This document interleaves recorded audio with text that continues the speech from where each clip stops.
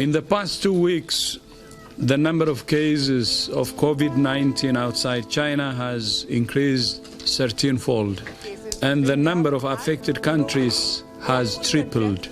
There are now more than 118,000 cases in 114 countries, and 4,291 people have lost their lives.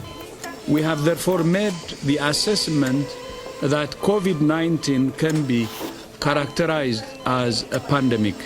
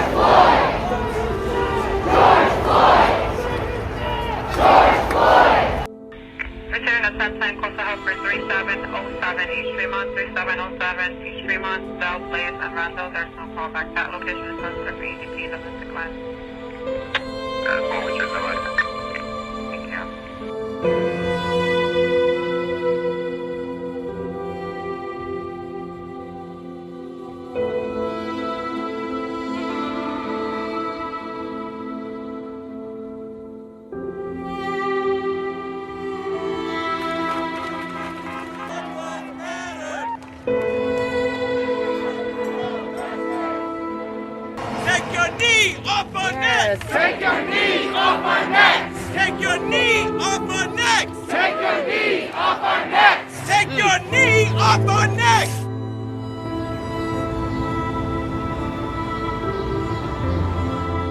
On May 25th, George Floyd became another victim of police brutality, and the country was rightfully so enraged and appalled and disgusted by what they saw on their television screens, what they saw on video, and just the callousness of the police officers who were involved with that event and that incident. And so I myself wasn't surprised, wasn't shocked. At a point, just living here in America, it doesn't become something that you can really ignore, but you can't really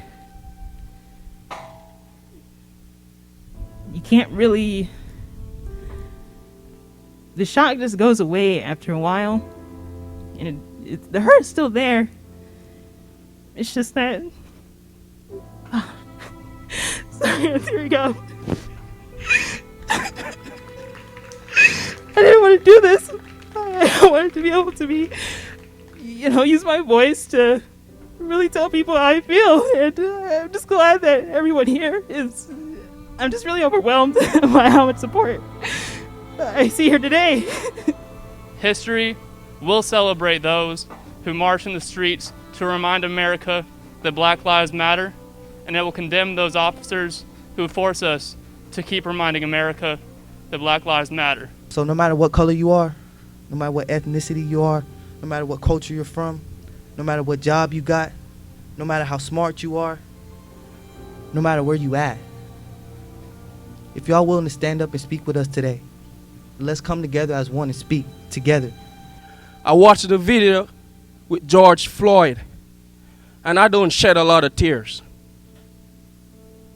But that video brought me to my knees. Many of you guys may not know me, but I'm a Christian. And when I saw that, I fell on my knees and I said, God, how long will you sit back and watch your people being slain over what? A $20 bill. How long, oh God? That was my prayer that day. How long, oh God, will you sit by and watch us suffer at the hands of the oppressors in our society? And I just want to say thank you so much. Just thank you for everybody that is here today, because there are people out here saying that what you're doing isn't going to do anything. It's not going to change anything. It doesn't matter, but it does matter. It means everything that you are standing here today, for everything that's going on with racism, the incarceration rates, everything. It means the world that you know that it is wrong. No free society can live without the cornerstone of justice. Liberty does not exist without justice. Security and happiness cannot live without justice. And that is what George Floyd's murder symbolizes. It's a wake-up call to where we are in America's development as a nation.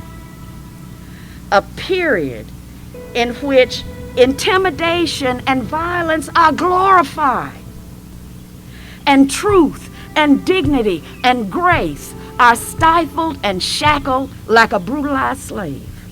That is where we're at, people. And when we understand what Floyd's death means, it has direct implications for all people, both here and abroad, who believe in the democratic institutions, who understand that systemic structures of oppression cannot coexist within a free society, not forever.